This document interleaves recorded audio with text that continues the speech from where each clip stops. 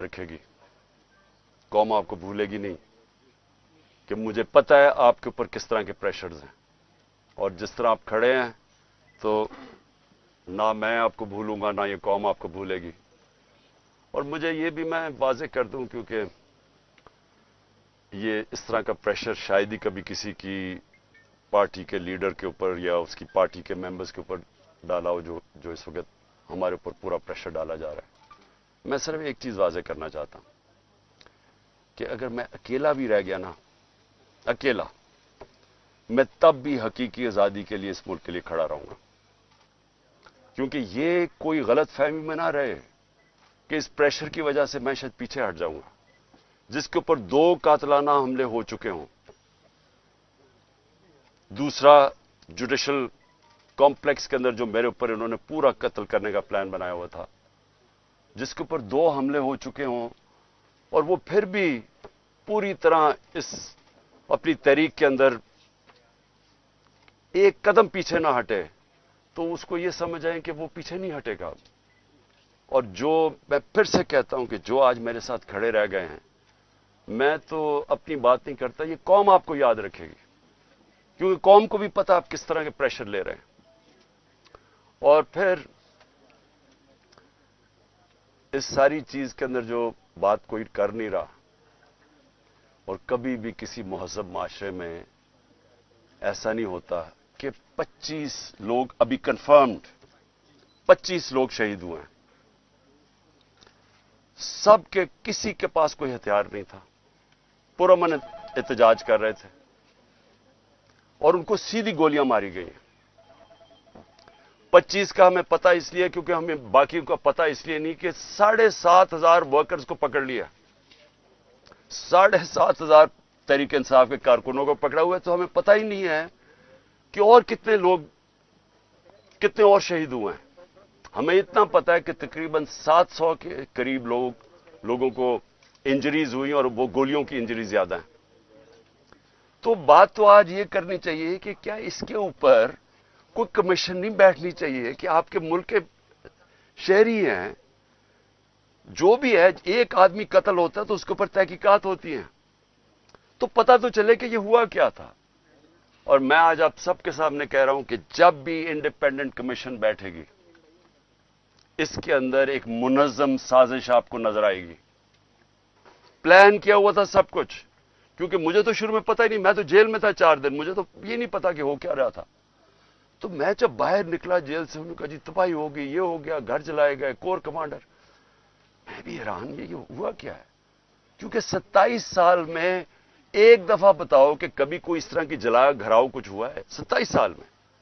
जब मुझे गोलियां लगती हैं तब तो, और मैं एक आर्मी ऑफिसर को नाम लेता हूं उसका, इंटेलिजेंस ऑफिसर को, तब तो कोई नहीं जलाता, कब तो कोई बिल्डिंग नहीं जलती। तो ये एकदम क्या हुआ है? तो इसका हमें आप मुझे पूरी तरह अंदाजा, और मैं आज डिमांड करता हूं कि जब और बनाई जाए, क्योंकि ये बहुत बड़ा मुल्क के अंदर 4 दिन जो हुआ है, एक इंडिपेंडेंट कमीशन बनाई जाए। और इंडिपेंडेंट कमीशन में क्या चीज सामने आएगी, मैं अभी आपको बता देता हूं क्या चीज सामने आएगी, क्योंकि मेरे सामने तो फैक्ट्स आ गए हैं। हम आपको सबूत देंगे कि कैसे प्लान करके लोगों को हमला करवाया गया है फौजी इमारतों के ऊपर। पिंडी के अंदर पुलिस ने पीछे से, क्राउड आगे खड़ा था, पीछे से पुलिस ने इनके ऊपर टेयर गैसिंग करके उनको जीएचक्यू की तरफ धकेला है, और रास्ते में कोई पुलिस नहीं थी जीएचक्यू के। यहां जो हुआ है, अब हम लाहौर जानते हैं, मैं तो पैदा यहां हूं, ये पास ही तो है, 3-4 मील यहां से है वो कोर कमांडर। कभी सुना है कि कोर कमांडर लिबर्टी से लोग चल रहे हों और कोर कमांडर घर पहुंच रहे हों और वो खाली पड़ा हो वहां कोई यानी कोर कमांडर इतनी बड़ी पोजीशन होती है, उसको ऊपर कोई बचाने वाला नहीं आए। वो सीसीटीवी कैमरा किधर हैं? वहां सीसीटीवी कैमरा लगे होंगे, पता तो चले वो कौन सी शक्लें थी जिन्होंने जलाया। अब तक तो सामने आ जाना चाहिए था सब कुछ। टीवी पे इतनी ज्यादा प्रोपेगेंडा चल रहा है, कम से कम वो शक्लें तो दिखा दें सीसीटीवी कैमरा पे, किन लोगों ने जलाया था वो कोर कमांडर का घर। और क्या आपको हमारी डॉक्टर यास्मीन, मेरी बहनें वहां बाहर खड़ी होकर कह रही हैं कि आपने अंदर नहीं जाना। کون تھا جس نے اندر ان کو کیا ہے؟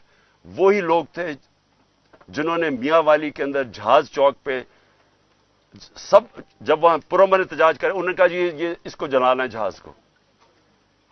وہ بھی وہاں سے رپورٹس ہیں کہ وہ آگے ان کو آگے کہہ رہے تھے کہ آپ نے یہ کرنا ہے. پشاور میں وہی رپورٹس آ رہی ہیں کہ اندر گھسے ہوئے تھے لوگ جو آپ اکسا رہے تھے کراؤڈ کو. دیکھیں 27 سال میں کبھی کسی نے اس طرح کی کوئی حرکت نہیں کی، تو ایک دم یہ جو سب کچھ ہوا ہے، تو اس کے اوپر بہت ضروری ہے انویسٹیگیشن کی، کیونکہ یہ اس سازش میں یہ چیز بھی آئے گی کہ پلان بنایا گیا ہے کہ کسی طرح تحریک انصاف کو فوج کے سامنے کھڑا کیا جائے اور فوج کے ذریعے تحریک انصاف کو ختم کیا جائے. یہ پلان بنایا ہوا ہے. یہ خطرناک ہے ملک کے لیے. یہ پیچھے پی ڈی ایم ہے. یہی ہوا تھا 1971 میں. 1971 میں کیا ہوا تھا؟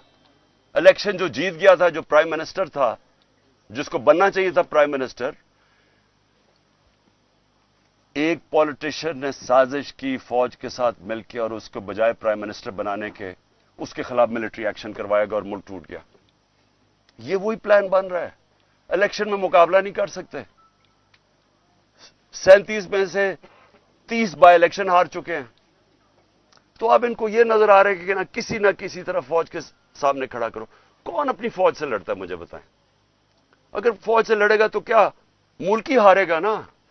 کبھی کوئی لڑتا ہے؟ یہ جو سارا کرایا جا رہا ہے، جو اکسایا جا رہا ہے، اس سے کس کو فائدہ ہوگا؟ صرف یہ پی ڈی ایم کو ہی فائدہ ہے نا. ملک کی تو جمہوریت بھی تباہ.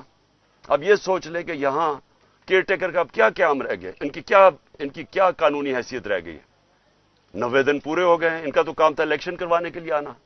ان کو تو اب تک اب ان کا کام کیا ہے؟ یعنی ان کی کون سی قانونی حیثیت رہ گئی ہے؟ اور 70% پاکستان ہے پنجاب اور پختونخوا. اب آج وہاں کوئی ریپرزینٹیٹو گورنمنٹ نہیں ہے کیونکہ انہوں نے الیکشن نہیں 90 دن میں کروایا. آئین کو توڑا ہے. گورنمنٹ نے، فیڈرل گورنمنٹ نے مل کے کیئر ٹیکر گورنمنٹ اور الیکشن کمیشن کے ساتھ مل کے سازش کی ہے. تو اس کا کون ذمہ دار ہے؟ اور یہ سارا ایک سازش کا حصہ ہے کہ کسی نہ کسی طرح اس ملک میں الیکشن نہ کرواؤ اور پہلے وہ لنڈن پلان کا حصہ کہ تحریک انصاف کو کرش کرو، عمران خان کو جیل میں ڈالو یا سائٹ پہ کرو اور مروا دو اس کو. یہ سارا وہ پلان کا حصہ ہے. لیکن سوال آخر میں میرا یہ ہے کہ کیا پاکستان جیتے گا اس سے؟ کیا ہماری جمہوریت کو فائدہ ہے؟ ہمارے اداروں کو، ہمارے آئین کو؟ یہ تو سارا تباہ ہو رہے ہیں اسی پروسیس کے اندر. ایک خان صاحب یہ بتائے گا کہ جو آئندہ آنے والا سیٹ اپ جس کی باتیں بادگشت اقتدار کی راہداریوں میں سنائی دے رہی ہیں، وہ یہ ہے کہ 3 سال کا ایک ہائبرڈ سسٹم لانچ کر دیا جائے. آپ کہیں فکس ہو جائیں اور اس کے بعد پھر 3 سال بعد جا کے کہیں الیکشن ہو. ایسی صورتحال میں پاکستان تحریک انصاف کہاں کھڑی ہے؟ اگر 14 مئی بھی گزر گئی، آنے والے دن بھی گزرتے جا رہے ہیں، الیکشن کی ڈیٹ آپ کو مل نہیں رہی، پارٹی کے لوگ آپ کو چھوڑ کے جا رہے ہیں، اور این سی اے کا اسکینڈل آپ کے سر کے اوپر کھڑا ہے، ایسے میں آپ کہاں دیکھتے ہیں پارٹی کہاں اسٹینڈ کرے؟ دیکھیں، کوئی بھی راستہ لوگے نا، آج پاکستان جدھر کھڑا ہے، آپ صاف اور شفاف الیکشن کے علاوہ جو بھی راستہ لوگ ہیں وہ پاکستان کی تباہی ہے. مجھے کوئی سمجھا دے، آج کسی دانشور سے پوچھ لیں، آج اسے بتا دیں کہ پاکستان یہ خاص طور پہ جو معاشی دلدل میں پھنس گیا، پاکستان کی تاریخ کی سب سے زیادہ مہنگائی ہے. آج بلومبرگ کہتا ہے کہ پاکستان میں سری لنکا سے زیادہ مہنگائی ہوگی ہے جب سری لنکا میں پبلک سڑکوں پہ آئی تھی. تو سوال یہ ہے کہ اس سے نکلنا کیسے ہے؟ کوئی سارے دانشور آپ کو ایک بات کہیں گے کہ پہلے صاف اور شفاف الیکشن کرواؤ تاکہ سیاسی استحکام آئے اور اس کے بعد پھر آپ کی معیشت ٹھیک ہوگی. یہ سب کہتے ہیں. خان صاحب یہ بتائیے گا کہ آپ کو جو پاپولیرٹی ملی ہے وہ پاکستان میں کسی لیڈر کو نہیں ملی، تو آپ یہ کور کمانڈر میں جو حملہ ہوا ہے اس کی آپ مذمت کرتے ہیں؟ کیونکہ کچھ لوگ جیسے آپ بھی کہہ رہے ہیں کہ پاکستان تحریک انصاف کو اور فوج کو آپس میں لڑوانا چاہتے ہیں، تو آپ اس کی مذمت کرتے ہیں. دوسرا، بزنس کمیونٹی آپ سے کچھ روز پہلے ملی ہے، کچھ وہ کوشش کر رہی ہے کہ آپ کے جو معاملات ہیں یا مذاکرات ہیں اسٹیبلشمنٹ سے ہو جائیں اور یہ سارے معاملہ جو ہے سیٹل ڈاؤن ہو جائیں. देखिए, सबसे पहले तो कौन नई मजम्मत कर रहा जो कोर कमांडर हाउस जलाया गया है? मुझे कोई इंसान बता दें पाकिस्तान में जो नहीं कर रहा। यानी वो पुरानी इमारत को जलाना, यानी इस तो ये जान के जो हमारे ऊपर डाला जा रहा है, पहले हमारे से पूछें कि कभी इमरान खान ने 27 साल में कहा है कि जनाब जलाओ घराव करो? हमेशा पुरअमन एहतजाज का है, कानून और आइन के बीच में रह के। ये मेरा 27 साल का है भाई। जब मुझे गोलियां लगी हैं तब तोड़फोड़ नहीं हुई, तब जलाओ नहीं किया। तो इसलिए एक मिनट, मेरी कोई इस वक्त मुज़ाकरात नहीं हुए। हमारा सिर्फ एक ही, मैंने शुरू से कहा है कि मैं हर से बात करने के लिए तैयार हूं, लेकिन बात करने की तो एक ही है, इलेक्शंस। और बात किसकी करनी है?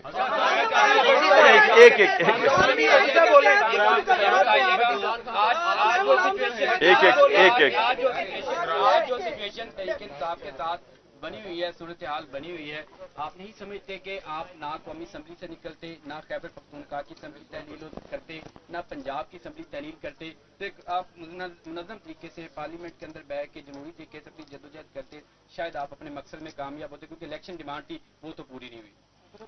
एक मिनट, अगर आप ये मुझे कह रहे हैं कि पाकिस्तान का आइन वाज़े तौर पे जब कहता है कि जैसी आपकी असेंबलीज डिसॉल्व होंगी 90 दिन में इलेक्शन होगा, इसके ऊपर सारे पाकिस्तान के सुप्रीम कोर्ट के जजेस मुत्तफिक है, सारे पाकिस्तान के वकील मुत्तफिक है, तो हमने अपनी असेंबलीज और नून लीग के लीडर्स ने स्टेटमेंट्स दिए कि अगर आपको इलेक्शन चाहिए तो अपनी असेंबलीज डिसॉल्व कर दें। सब एक सुन तो मैं बात तो पूरी कर।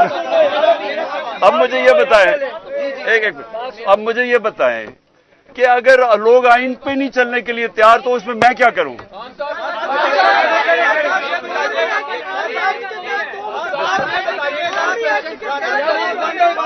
एक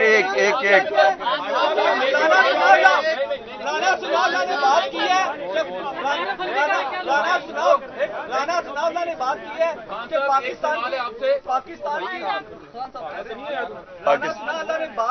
पाकिस्तान की सबसे बड़ी पार्टी है पाकिस्तान तहरीक इंसाफ। राना सनाउल्लाह ने बात की है कि हम इसको 4th शेड्यूल में लेके जाने लगे हैं। पाकिस्तान तहरीक इंसाफ ने इसके लिए क्या जो अपना अगला लाहे अमल बनाया है? क्या अगर 4th शेड्यूल में अगर आपकी पार्टी जाती है तो पाकिस्तान की सबसे बड़ी पार्टी है, तो क्या आपका लाहे अमल है? देखो, जब अगली टीम ये फैसला कर लेते हैं कि मैच नहीं खेलना, तो फिर वो टैक्टिकल नॉकआउट पे जाती है कि किसी तरह उसको डिस्क्वालीफाई कर दिया जाए, क्योंकि मैच तो वो अब खेल नहीं सकते। जी,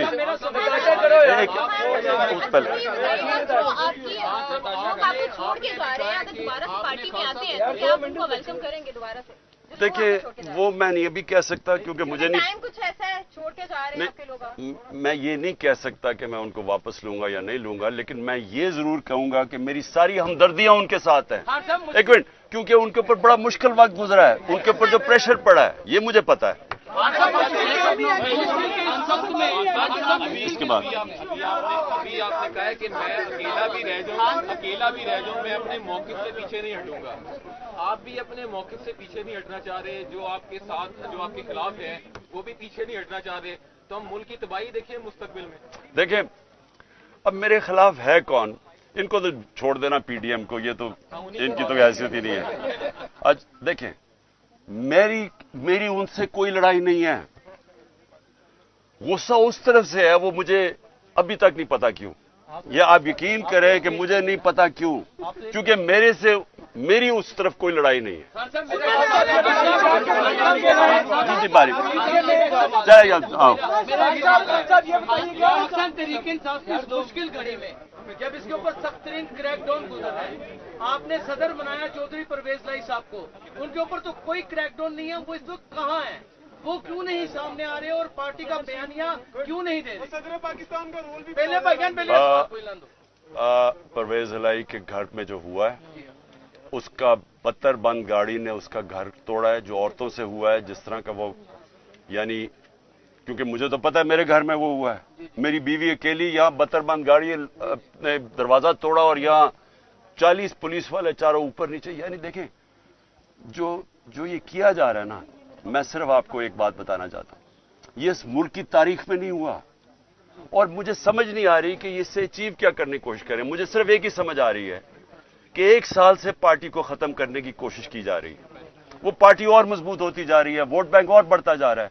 अब वो इधर आ गए हैं कि खौफ फैलाना चाहते हैं कि किसी तरह खौफ इतना फैल जाए औरतों से। जो लेकिन लोगों को, मुझे जो सबसे ज्यादा मसला है ना, देखिए मैंने लोगों से बात की अपने, मैं तो जब से निकला हूं, मैं अपनी जो जेल में अभी तक नहीं है, वो बेचारे अंडरग्राउंड ही हैं।